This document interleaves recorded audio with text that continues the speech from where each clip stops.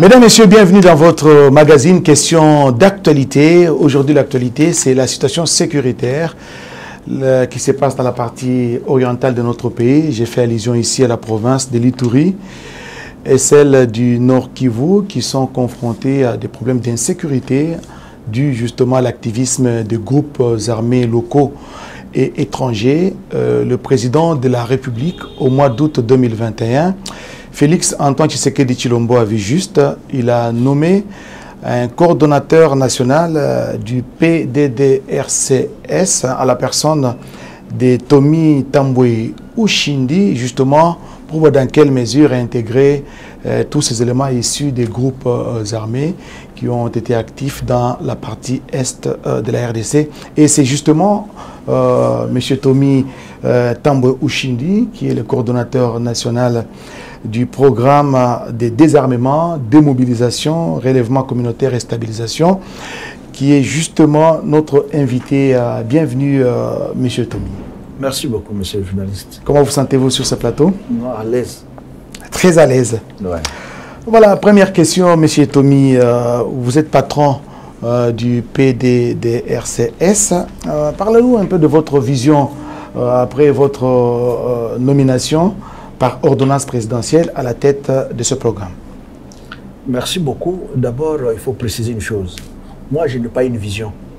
Moi, je suis l'exécutant, je suis le coordonnateur. C'est-à-dire, moi, je suis là comme chargé d'exécuter la vision du chef de l'État en matière de désarmement, démobilisation, relèvement communautaire et stabilisation. Et c'est quoi cette vision, justement? Voilà, c'est une vision plus ou moins globale qui consiste à contribuer à ramener la paix, la sécurité, la stabilisation et le développement en République démocratique du Congo et spécialement à l'est de la RDC. Mais ça n'a pas commencé aujourd'hui. Il y a eu beaucoup de programmes dans ce sens-là. À l'époque, on parlait du DDR. On a même parlé de l'UNP-DDR. Et aujourd'hui, on parle de PDDRC, d'appellations qui ne font que changer. Mais sur le terrain, la situation ne s'est pas beaucoup améliorée. Oui, il faut reconnaître ici que le programme DDR a une histoire. C'est toute une génération. Depuis 2003, après les accords de Sun City, il était prévu que dans le cadre de la réunification du pays et du renforcement de la, de la réunification, il était prévu que nous puissions avoir ce qu'on appelle les institutions citoyennes. Vous avez connu ce qu'on a appelé la CENI, la CI, mais également il y avait le CONADER, qu'on appelait Commission nationale de la démobilisation. Le CONADER a évolué, elle a fait son travail. Il est vrai qu'il n'a pas intégré totalement tous les groupes armés et tous les ex-combattants. Il y a eu des problèmes pour cela. À un moment donné, il y a eu des réflexions. Nous sommes arrivés à ce qu'on appelait l'UPNDDR. De l'UPNDDR est venu également ce qu'on appelait le programme Amani. Le programme Amani qui a accouché avec le temps ce qu'on appelait le STAREC. Et donc, parallèlement, il y a eu deux structures qui avaient pratiquement la même mission. La même mission. Une qui s'occupait, l'UPNDDR, qui s'occupait des groupes armés, avec une orientation, mais également, il y avait le STAREC, le programme de stabilisation, qui avait comme mission la stabilisation des zones post-conflit. Alors, les deux structures ont évolué, et à un moment donné, il y a eu des problèmes de financement, comme vous l'avez dit. sur le plan opérationnel, il y a eu des problèmes de financement. La plupart des bailleurs sont partis pour l'UPNDDR pratiquement. Et à la suite des élections de 2018, le nouveau président élu, son Excellence Félix Antoine Tshisekedi Tshilombo, a réfléchi en disant que le pays ne peut pas continuer dans une instabilité et qu'il faut chercher par tous les moyens des solutions.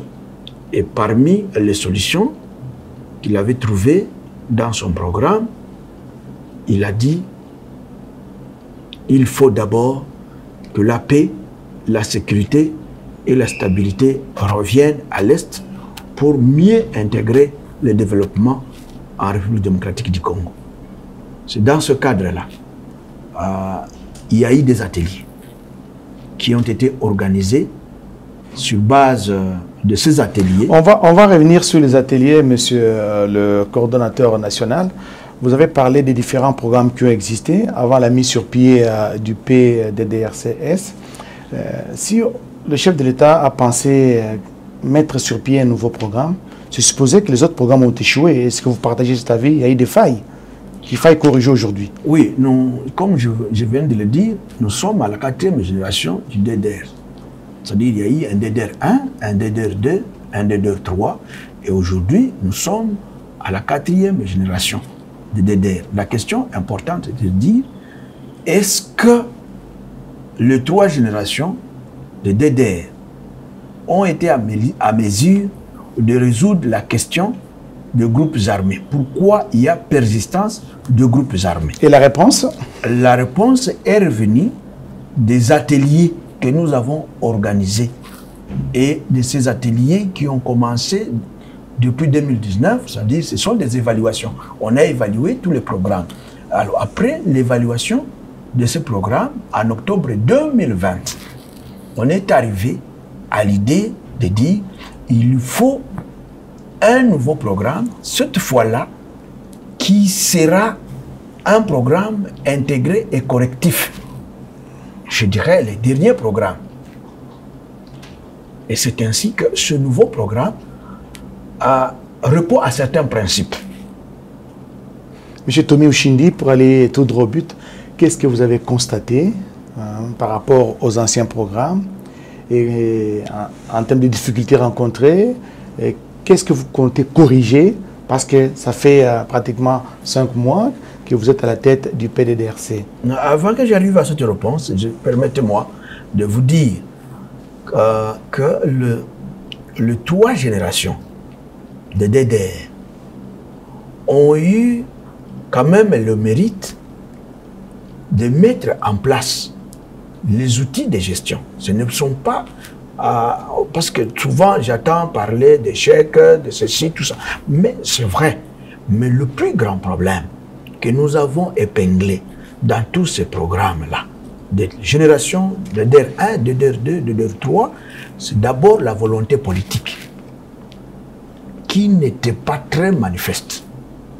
Et aujourd'hui, nous avons posé le problème en termes de volonté politique et nous la constatons.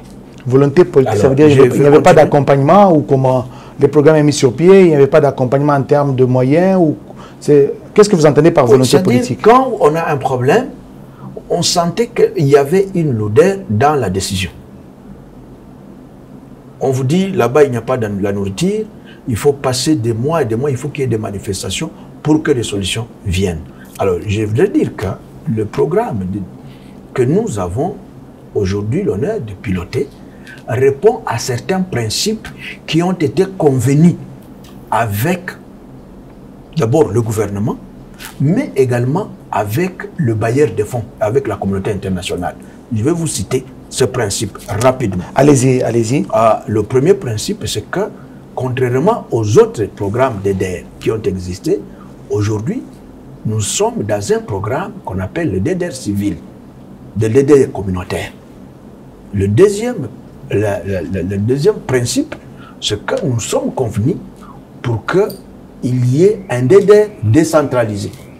troisième principe sur lequel nous sommes convenus avec les bailleurs de fonds, c'est d'avoir un DDR qui intègre les communautés, mais aussi qui s'aligne selon les directives et les normes standards.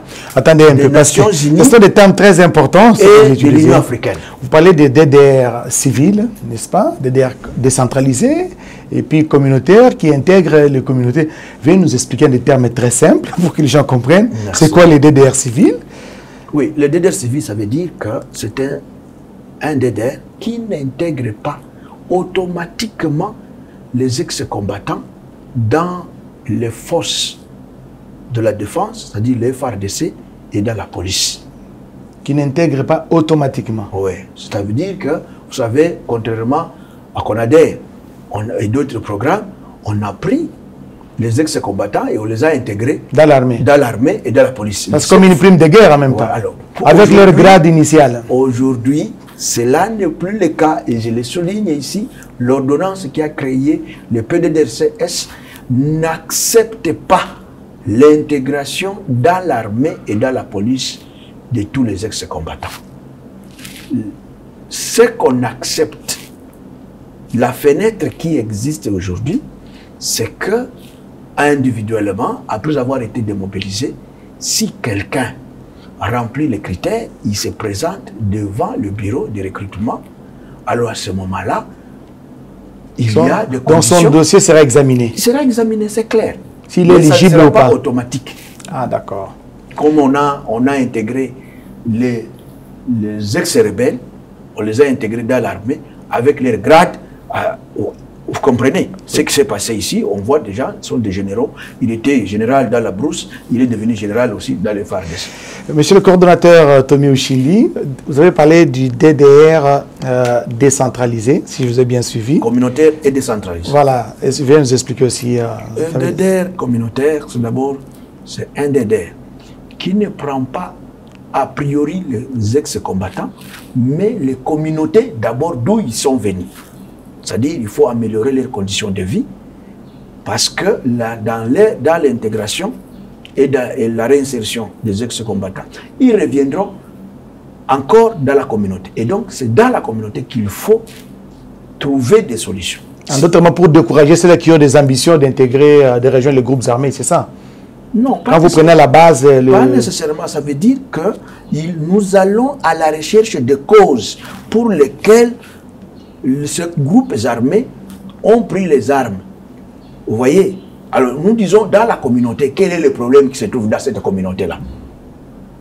Ah, il y a un problème de conflit, par exemple, de conflit coutumier, parce que parmi les problèmes que nous avons aujourd'hui de la naissance des groupes armés, les groupes armés sont sécrétés soit par les tribus, soit par les clans, soit par les conflits coutumiers, conflits administratifs, conflits fonciers, et j'en passe. Alors, nous cherchons des solutions à travers les communautés. Dès que les problèmes sont résolus, à ce moment-là, l'ex-combattant qui vient, il va s'intégrer dans cette communauté qu'il va trouver déjà apaisée, mais également une communauté où vous avez le relèvement communautaire, c'est-à-dire tous les problèmes de privation. Questions d'eau, des questions, par exemple, d'énergie, des questions de routes de dessert agricole, des questions de santé, au niveau de la base. Et nous intégrons tout cela dans le programme. C'est ça aussi la spécificité et la différence avec les autres programmes qui ont existé. Voilà, monsieur, ça c'est vraiment valeur pédagogique et toutes ces réponses que vous donnez. Monsieur Tommy Ntamba Ouchindi, je rappelle que vous êtes coordonnateur national du programme de désarmement, démobilisation, relèvement communautaire et stabilisation PDDRCS. Nous vous avons vu faire un périple à l'intérieur du pays. Vous avez été tour à tour à Ituri, dans la province donc de l'Ituri, à Beni, à Bunia d'abord, et puis vous avez été à Beni, dans la province du Nord Kivu, vous avez été à Goma, je ne sais pas si ma mémoire est encore bonne, Butembo aussi, mais quel est le sens de toutes ces descentes de terrain? Est-ce que vous avez eu des résultats escomptés par rapport aux problèmes d'insécurité dans cette partie du pays? Est-ce que vous avez rencontré des rendus? Qu'est-ce que vous allez faire concrètement dans cette partie du pays? Oui, une précision importante. Nos descentes sur terrain sont conformes à notre agenda. Nous sommes en train de préparer ce qu'on appelle la stratégie nationale ou le plan stratégique national du PDDRCS. Les normes, le principe recommande d'élaborer la stratégie nationale en tenant compte des préoccupations, des besoins, de réalité des terrains, mais aussi rencontrer les bénéficiaires et aussi les victimes. Parler avec eux, connaître les causes et pour mieux ficeler la meilleure stratégie. Et donc, nous sommes allés à Ituri. La province de Ituri nous a accueillis, vous avez vu les images, nous avons fait des consultations avec toutes les forces vives, en commençant par les autorités provinciales. Nous avons organisé des réunions avec les chefs coutumiers, nous avons organisé des réunions avec la société civile, nous avons organisé des réunions avec toutes les organisations non gouvernementales, mais la FEC, mais aussi nous avons rencontré les groupes armés et nous avons pris en compte leurs préoccupations. Par la suite, nous avons organisé un atelier pour l'appropriation du programme en Ituri, où il y a eu la participation et des administrateurs de territoire, les chefs des secteurs, les chefs de collectivités, chefferies, les chefs de groupements et certains chefs de village qui sont pratiquement touchés par les conflits dans le territoire d'Irum et dans le territoire d'Indjougou. Et quelles sont les particularités justement de toutes ces consultations que vous avez eues? Nous avons été très touchés de la manière dont l'atelier a été reçu par les communautés et par les participants. D'abord, un premier sentiment. Tout le monde veut la paix dans cette province. Tout le monde aspire à la paix. Et nous l'avons ressenti. Deuxième constat, c'est que les communautés elles-mêmes, les participants à cet atelier, ont donné la cartographie de tous les groupes armés. Troisième élément. La cartographie. Ça veut dire qu'ils ont bien identifié, répertorié où se trouve chaque groupe armé. Absolument. Troisième, non seulement ils ne se sont pas arrêtés là, ils ont aussi défini les lieux ou ce que nous appelons les sites de regroupement. Pour dire Codeco, voici les sites où doit se regrouper les Codeco. Et dans les territoires de une fois qu'ils se sont rendus, justement. Oui, ça, je vous montre déjà l'évolution, l'appropriation, la volonté que ces populations ont démontré en disant nous voulons aller très vite. Nous vous donnons la cartographie des groupes armés, nous vous donnons aussi les localisations, nous vous donnons aussi les sites de regroupement. À vous maintenant, monsieur le coordonnateur, d'aménager les sites que nous vous donnons rapidement pour que ces gens se rendent. Est-ce qu'ils n'ont pas posé de conditions? Parce que la plupart du temps, des éléments des groupes armés, quand ils veulent se rendre, ils posent des conditions. Nous voulons ça, nous voulons ça. Nous avons parlé pour les groupes armés. Nous avons rencontré les FPIC, Chinyakilima. Voilà. Nous avons rencontré les Codeco. Nous avons rencontré les éléments des FRPI. Vous comprenez? Et la question, par exemple, pour les FRPI, il y avait déjà un accord avec le gouvernement qui a été signé en 2019. Et nous avons discuté sur ça, sur la nécessité d'actualiser par rapport à l'ordonnance. Ils ne se sont pas opposés. Ils ont dit, nous sommes favorables. Mettez toutes les conditions nécessaires pour que maintenant on y aille. Et même les communautés, imaginez-vous, quand j'ai rencontré par exemple la communauté Bira, qui habite la ville de Bunia et le territoire d'Irum, nous ont dit clairement, pourquoi vous souffrez? Pourquoi ça doit être une question qui vous préoccupe? Nous, les Bira, nous sommes des agriculteurs. Comme nous sommes des agriculteurs, nous avons besoin qu'on aille vite. que ces enfants rentrent, nous devons les mettre dans un centre de développement communautaire pour qu'ils soient encadrés pour faire de l'agriculture et se développer. C'est une question très simple. Nous sommes arrivés à Béni. Nous avons fait des consultations. Après les consultations, nous avons rencontré les Randis de Kalunguta. Et ceux qui sont à Kalunguta, c'est 1700. Alors, dans les discussions, ils ont dit nous sommes prêts. Ça fait 4 ans que nous sommes ici. Et qu'est-ce qui manque? Ça fait 4 ans, qu'est-ce qui manque pour qu'ils puissent être encadrés, réinsérés socialement? D'abord, le programme n'était pas encore mis en place. Ça, c'est une chose. Mais deuxième chose, il faut achever le processus. Même nous avons promis, après les discussions avec eux, que nous devons maintenant entamer le processus. C'est l'étape qui va suivre maintenant dans un bref délai. Entamer le processus de désarmement, de démobilisation, mais aussi de la réinsertion. Mais nous vous avons vu aussi à Mubambiro, là-bas, toujours dans le Nord Kivu. Voilà. Il y a beaucoup de rendus là-bas, mais plus le temps passe, plus... Mais ces gens-là risquent encore de se retourner contre le gouvernement parce que la prise en charge n'est pas effective. On a vu des rendus qui sont là, et d'autres manquent à manger. D'autres ne sont même pas, entre guillemets, bien habillés, monsieur le coordonnateur. Oui, il faut situer les choses dans son temps. Le rendu de Mubambiro sont arrivés en 2019. Le programme n'était pas encore né.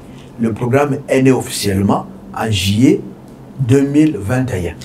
Donc, et nous avons été nommés en août 2021. Le temps de travailler, de mettre en place la stratégie, le temps de mettre en place un plan minimum.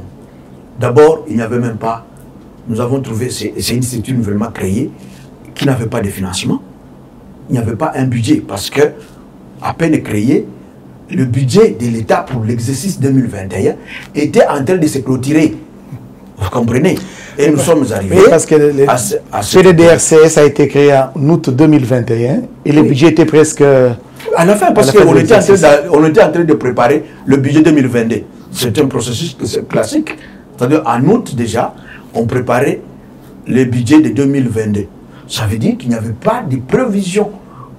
On a créé, il n'y avait pas de provision ou une ligne budgétaire pour le PDDRCS, parce que ça n'existait pas. Et aujourd'hui, vous avez du financement maintenant. Vous avez de l'argent pour prendre en charge tout ce monde-là. Voici ce que nous avons fait.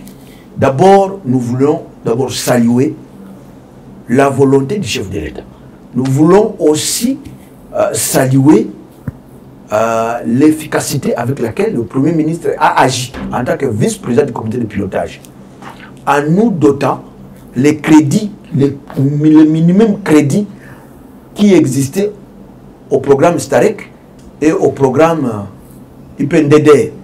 C'est avec ça ils ont mis ensemble qui nous ont permis de fonctionner les 3 mois ici. Ce qui fait que ça nous a aidé de fonctionner et de réaliser ce que vous avez vu. Mais maintenant, pour l'an 2022, donc la nouvelle loi de finances a tout prévu, des lignes budgétaires pour vous. Tout à fait. Il y a une ligne budgétaire qui a été votée au Parlement, et sur cette ligne budgétaire que nous allons activer pour que nous puissions réaliser certaines interventions rapidement. Et vous avez constaté qu'à Mubambiro, nous n'étions pas partis, mais bredouilles.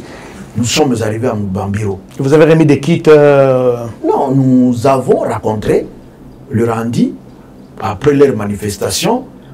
Il faut aussi savoir que leur manifestation avait 3 revendications principales. La première, la durée de séjour dans le camp. Ça, ce n'est pas l'affaire du PDDRCS. Ils sont arrivés en 2019. Ils ont quand même beaucoup traîné. Mais ce n'est pas au PDDRC de dire ils ont traîné. Si on vérifie bien, d'autres ont fait des enfants dans les camps. Vous comprenez? Alors, aujourd'hui, par rapport à cette question, nous avons pris une résolution de commencer le processus à partir de Mubambiro directement. C'est-à-dire finaliser le programme, le processus d'aide, désarmement et démobilisation. Vous comprenez? Alors, donc, ceux qui le recevaient, ils devraient finaliser les étapes. Ils n'ont pas fait. Nous, nous avons pris cette responsabilité de commencer parce que nous sommes maintenant dans l'exercice. C'est la continuité du pouvoir. Tout à fait. Maintenant, le budget 2022 nous permet de commencer ce processus-là. Deuxième revendication, c'était les soins médicaux. Nous sommes allés là-bas avec les médicaments. Nous avons amené les matelas pour les centres de santé, les dispensaires. Vous comprenez? Et il y a même une organisation qui est en contact avec nous, qui a accepté même de commencer à faire des consultations gratuites là-bas. Et toutes ces réalisations, c'est avec les crédits octroyés par le gouvernement de la République? On est encore avec le gouvernement et avec la bonne volonté. Je veux vous rassurer qu'au Nord Kivu, nous avons constaté que la population, les notables du Nord Kivu, ceux de la ville de Goma, en tout cas, ils sont favorables, même à Butembo, ils sont favorables d'accompagner le PDDRCS. Et donc, nous avons senti cela. Et ils nous ont accompagnés. Je suis honnête en disant, même les médicaments que nous avons livrés là-bas, le matelas, il y a une contribution des opérateurs économiques qui nous donnaient comme ça gratuitement. Et vous entrevoyez d'aller à Ouvira, sur la plaine de la Ruzizi? Nous irons partout. Nous irons au sud Kivu, nous irons à Ouvira, nous irons à Kalemi, dans les Tanganyika, nous irons dans les Maniema, pratiquement à Kindu et à Salamabila, nous irons dans les Haut-Katanga pour régler aussi la question de Bakatakatanga. Avec Gédéon Kyungu. Nous irons dans les Kasaï. Les Kamuna Sapu. Nous irons dans les Kasaï, non seulement pour les Kamuna Sampu, mais pour la jeunesse qui est manipulée là-bas. Et nous allons travailler sur la stabilisation. Parce que c'est dans nos attributions, nous allons travailler pour l'encadrement de la jeunesse. Et si je vous comprends bien, monsieur nous Tony, irons également dans le territoire, dans la province de Maïndomé.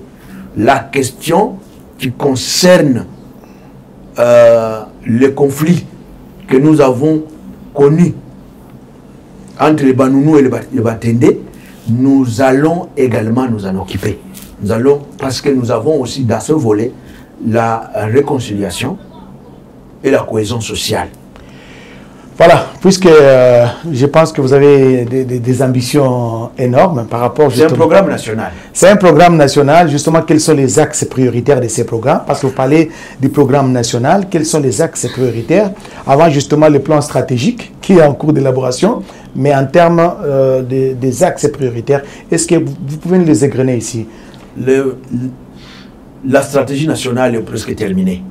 Maintenant, il reste la validation et qui ne pourra pas tarder.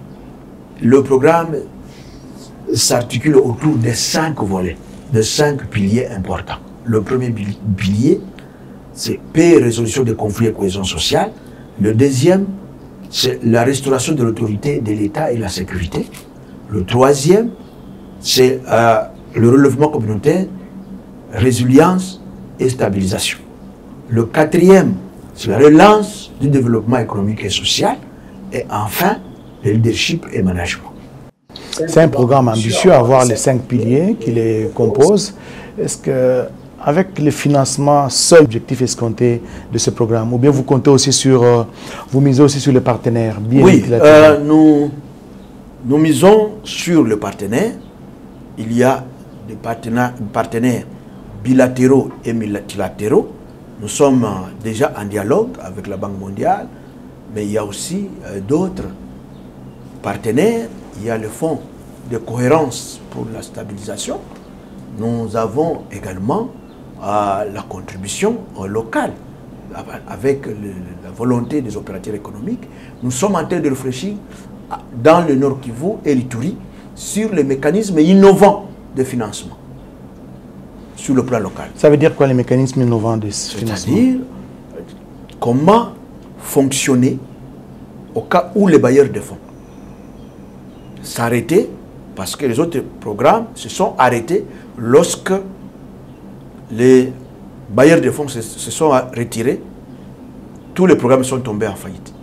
Mais maintenant, nous sommes en train de réfléchir au cas où les bailleurs de fonds extérieurs arrivaient, par exemple, à arrêter le financement, comment continuer avec le programme Et vous, avez pensé à quoi, par exemple? À l'agriculture ou bien... En dehors du trésor public, mais aussi d'autres mécanismes innovants. Ce sont effectivement des financements qu'on appelle extra-budgétaires.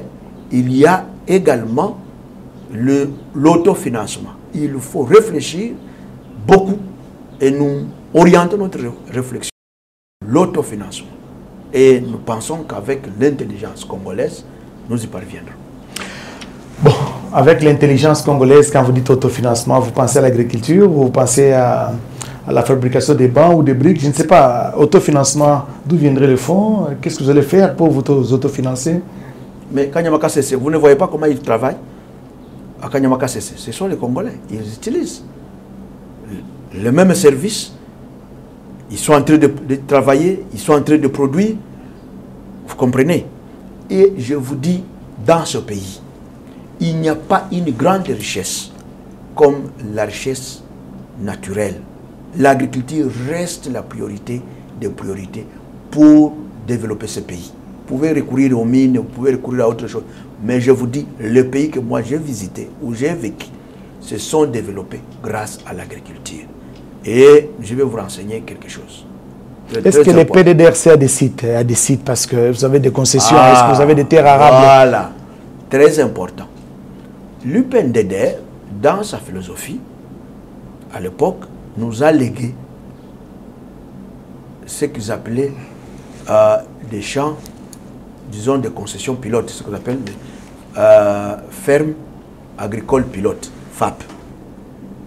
Et vous pouvez vous rendre compte que dans la province de l'Ituri, précisément à Django, il y a plus ou moins 350 hectares.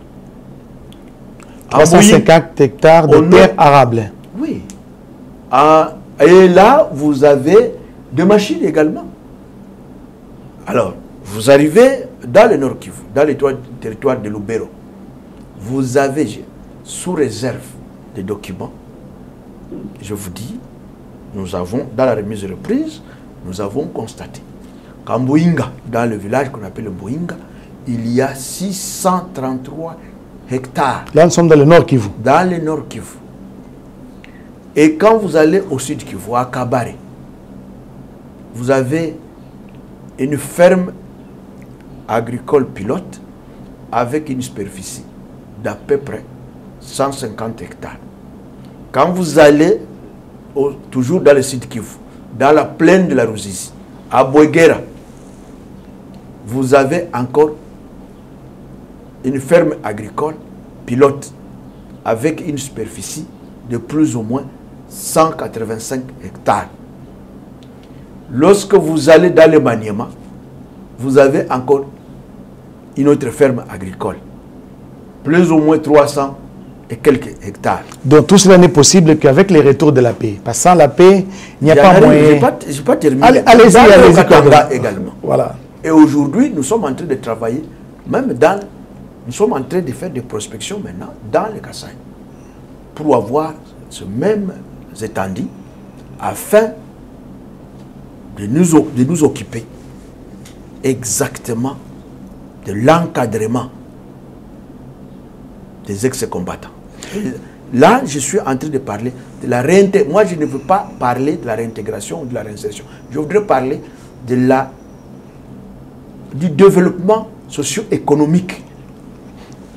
Un peu pour rejoindre le gouvernement des communautés et des ex-combattants. Comme le chef de l'État l'a bien souligné, il tient à la matérialisation de ce programme de développement à la base des 145 territoires. Et je pense que vous allez donner un coup de pouce aussi, d'une manière ou d'une autre, à ces vastes programmes, un programme ambitieux du gouvernement de la République. J'aimerais vous voir encore une fois après 3 mois et me poser encore la question.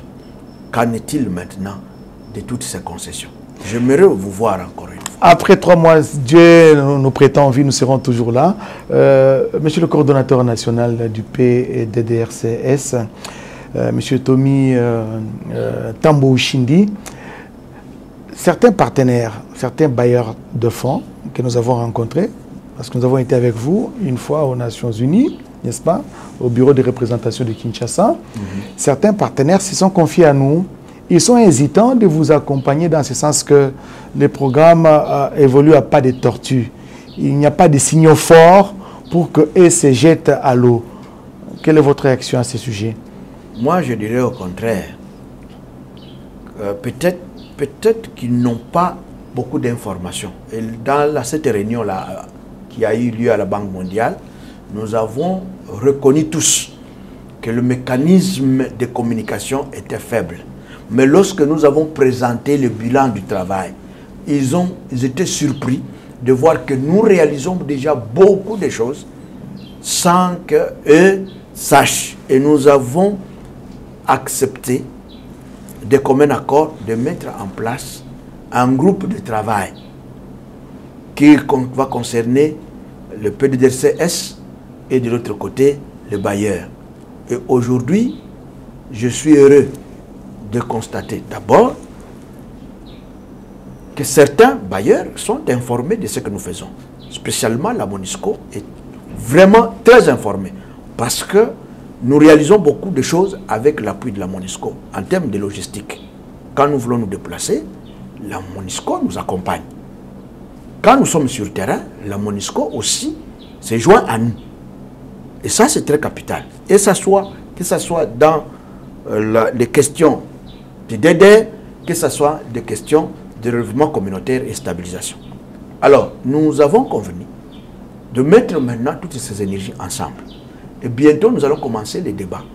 Et nous allons expliquer tout ça. Et après, il y aura une grande réunion.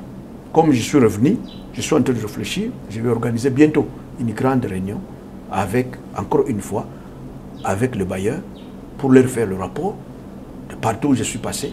Et je voudrais leur montrer de manière pratique ce que moi j'appelle le DDR fonctionnel, ce que j'appelle le DDR pratique, qui va réintégrer économiquement et socialement les ex-combattants et également les communautés, sans perdre beaucoup de temps.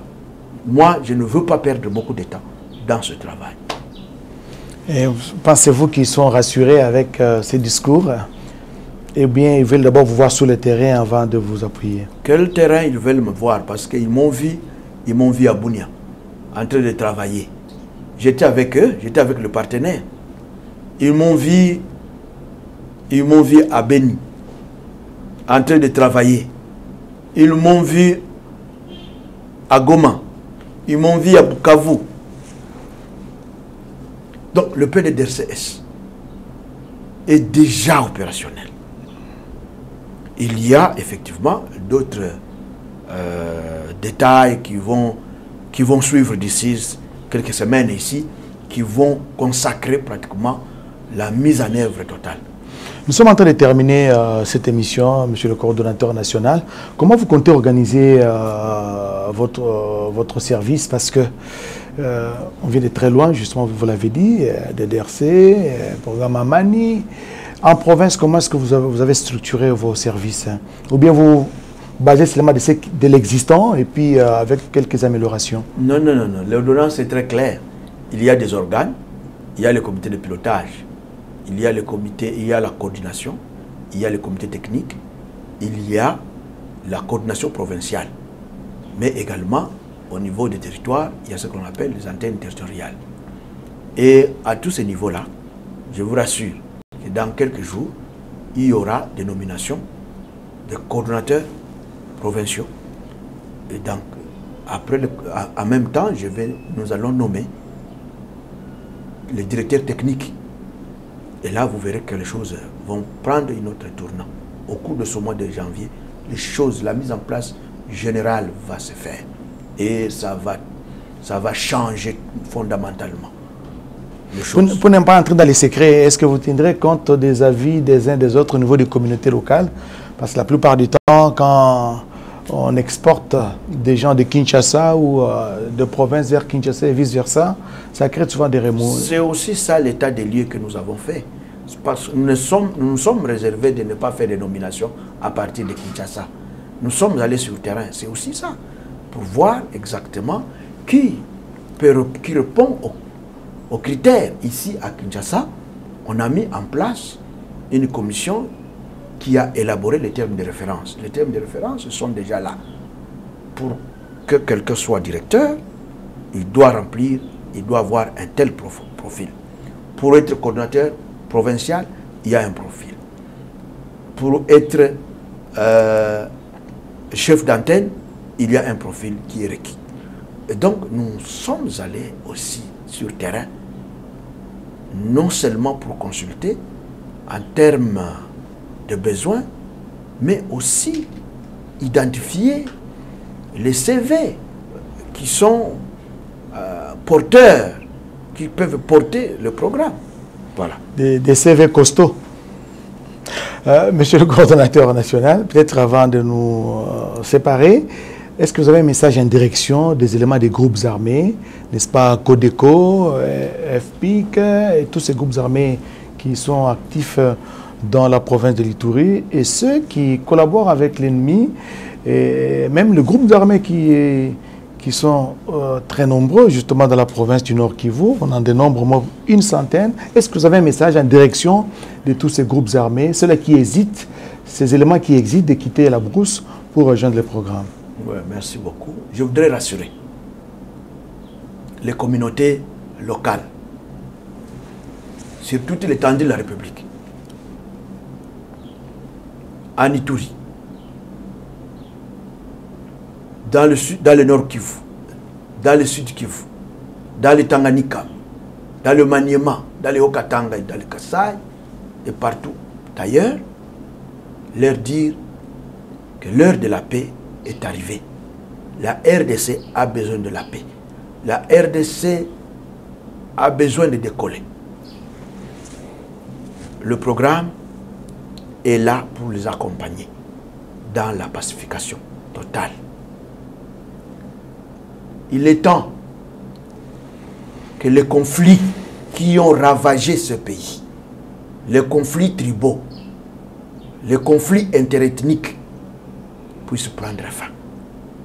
Mesdames, Messieurs, il ne me reste qu'à dire également merci au coordonnateur national du programme de désarmement, démobilisation, relèvement communautaire et stabilisation PDDRCS, monsieur Tommy Tambo Ushindi, qui a consacré de son temps, n'est-ce pas, qui nous a consacré une partie de son temps pour que nous puissions échanger sur des questions vitales de la nation. Donc merci d'avoir répondu à la question. Merci, monsieur Oscar. Merci surtout à vous tous de nous avoir suivis. Bonne suite de programme sur vos télévisions, la RTNC. Au plaisir.